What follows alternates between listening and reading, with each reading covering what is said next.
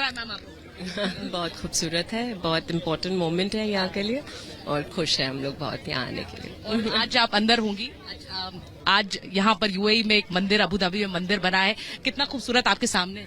बहुत खूबसूरत and most amazing thing की जो मेहनत लगी है ये बनाने में, हम लोग ने देखा है प्रोसेस। 1 महीने पहले भी आए थे। आप लोग आए थे? बिल्कुल आए थे और इतनी मतलब सब वॉलंटियर्स आके अपना खुद टाइम दे के करना, it's a beautiful thing.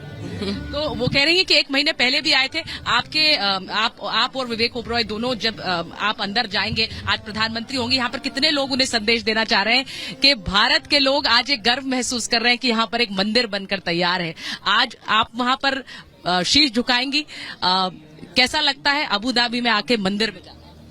I think सबके लिए ये बहुत इम्पोर्टेंट है कि उनकी आइडेंटिटी पहचानी गई जाए और यहाँ इंडियंस बहुत सालों से है, मेहनत कर रहे हैं, अपनी जिंदगी बना रहे हैं। तो आई थिंक इनके लिए बहुत एक सेंटिमेंटल मोमेंट है ये कि यहाँ पे एक्सेप्टेंस भी मिला है और इतने ग्लोरियस तरीके से सेलिब्रेट कर दिया गया है। तो ये बहुत खूबसूरत चीज है।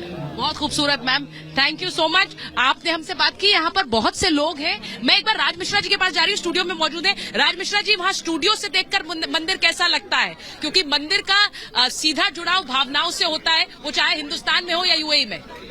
सरिता जी, सबसे पहले इससे सुंदर शायद संदेश और इससे सुंदर दृश्य नहीं हो सकता है। अगर हम वसुधैव कुटुंबकम की बात करते हैं तो वसुधैव कुटुंबकम की स्थापना, वसुधैव कुटुंबकम की जो सोच है वो तब तक नहीं हो सकती है जब तक सनातन को विकसित ना किया जाए।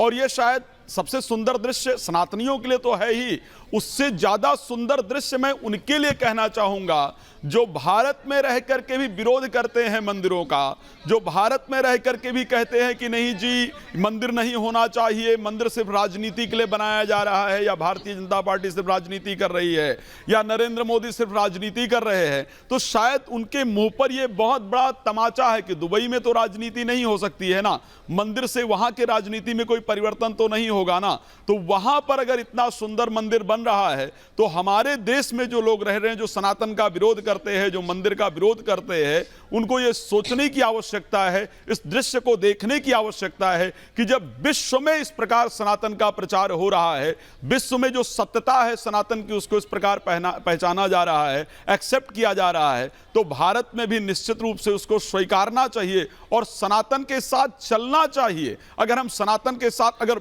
विदेश आप सोचिए जहां पर सबसे एक्चुअल मुस्लिम माने जाते हैं, जहां के मुस्लिम शायद भारत के मुस्लिमों को जनरली अपना नहीं समझते हैं, अगर वहां इस प्रकार का स्वागत और इस प्रकार का भव्य समारोह एक मंदिर के उद्घाटन के लिए हो रहा है, एक मंदिर बन करके तैयार हो रहा है, तो इससे सुंदर दृश्य नहीं हो सकता है और इससे सुंदर सीख शायद किसी के लिए और नहीं हो सकता है। मुझे यहाँ श्री रामचरितमानस की एक चौपाई आती है। आपने कहा एक बहुत सुंदर, नहीं ये बड़ी आपने महत्वपूर्ण बात कही राज मिश्रा जी। आपने जो बात कही है वो बड़ी महत्वपूर्ण इसलिए है क्योंकि आपने कहा कि एक मुस्लिम देश के अंदर एक विराट हिंदू मंदिर बनना, ये शायद उन सबको सीख देता है कि अपने धर्म को और अपनी सभ्यता को आगे बढ़ाना, किसी धर्म को पीछे करना नहीं है। और इसीलिए यहाँ यूएई से आचार्य शैलेश तिवारी जब ये तस्वीर दिखती है तो एक बड़ा संदेश वैश्विक मंच पर है कि ये अपने धर्म को स्थापित करना, अपने धर्म को आगे बढ़ाना, दूसरे के धर्म को साथ लेकर भी किया जा सकता है। बिल्कुल सुचरिता जी, यह बहुत ही सुखद अनुभूति है। पूरे विश्व के सनातनियों के लिए सुखद अनुभूति इसलिए है कि यूएई एक इस्लामिक राष्ट्र है और वहाँ पर आज जिस प्रकार स्वामीनारायण भगवान का मंदिर का स्थापना हुआ है, यह निश्चित तौर पर पूरे विश्व में सनातन का जो ध्वजावाहक के रूप में नरेंद्र मोदी जी ने स्थापित किया है, यह अपने आप में अतुलनीय है, अनुकरणीय है। और भारत के उन कट्टरपंथियों को जिन्होंने भारत में मंदिर को लेकर के पॉलिटिक्स की है, उन सबको एक बहुत बड़ा तमाचा और आईना है। यह अपने आप में सुखद है। इसलिए मैं एक विशेष भगवान विष्णु का मंत्र से इस बात को पूरा करूंगा। शांताकारं भुजगशयनं पद्मनाभं सुरेशं विश्वाधारं गगन सदृशं मेघवर्णं शुभांगं लक्ष्मीकांतं कमलनयनं योगिभिर्ध्यान गम्यं वंदे विष्णुं भवभयहरं सर्वलोकैकनाथं भारत का शंखनाद जो है वह पूरी दुनिया में, और सबसे ज़्यादा जो इस्लामिक कंट्री है, जो सबसे कट्टरपंथ कंट्री है, वहाँ पर ध्वजा लहराना अपने आप में सुखद है। मैं 2008 में जब कांग्रेस की सरकार थी तो 2008 में मैं यूएई गया तो वहाँ इतना कष्ट हुआ मुझे लगा कि इस धरती पर कभी भी सनातनियों को नहीं आना चाहिए, लेकिन आज मुझे बहुत गौरव फील हो रहा है, बहुत ही गर्व की अनुभूति हो रही है। और केवल माननीय नरेंद्र मोदी जी जो विश्व के नेता बन गए हैं और सनातन धर्म का एक वरदान के रूप में है, मैं माँ भगवती त्रिपुर सुंदरी से प्रार्थना करता हूँ कि नरेंद्र मोदी जी दीर्घायु हो, स्वस्थ रहे। और क्या ये कहना सही होगा कि जो एक राजनीतिक इच्छा शक्ति है वो बहुत जरूरी है किसी भी कार्य को आगे बढ़ाने के लिए? जैसा मैंने कहा कि जो महंत स्वामी प्रमुख थे उन्होंने 1997 में इसकी कल्पना की और उसके बाद यहाँ की सरकार ने उस पर गौर किया, पर उसे आगे बढ़ाने की जो एक प्रक्रिया है राज मिश्रा जी, उसे बढ़ावा आज की जो मौजूदा सरकार है और आज के जो प्रधानमंत्री हैं उन्होंने किया।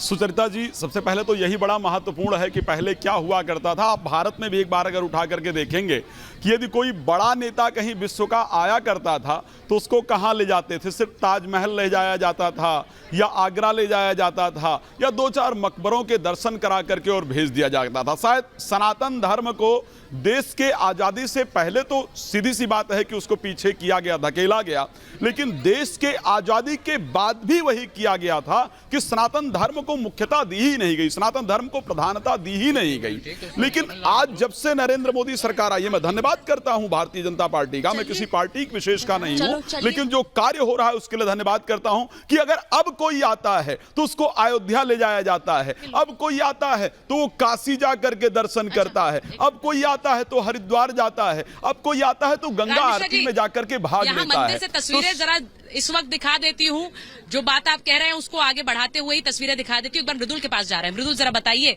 आपके साथ भी बहुत सारे लोग हैं और क्या भाव आज के दिन?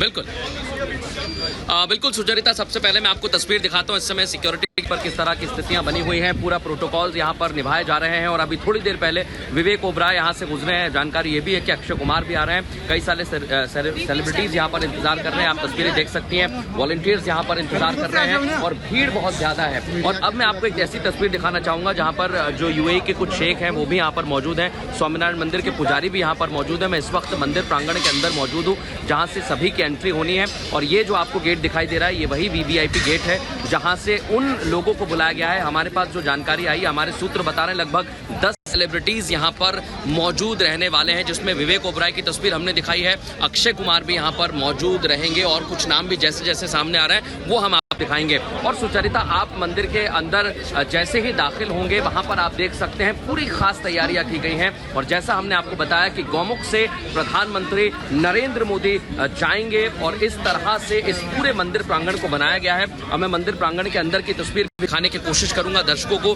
धीरे धीरे हम अंदर जा रहे हैं, पूरी चेकिंग की जा रही है, उसके बाद ही यहाँ पर अंदर जाने की एंट्री मिल रही है। मैं ये महत्वपूर्ण जानकारी भी आपको एक छोटे से ब्रेक के लिए हम यहाँ पर रुक रहे हैं, लेकिन ब्रेक के बाद भी यहाँ से बड़ी और अहम कवरेज जारी रहेगी। आप कहीं मत जाइए, बने रहिए रिपब्लिक भारत के साथ।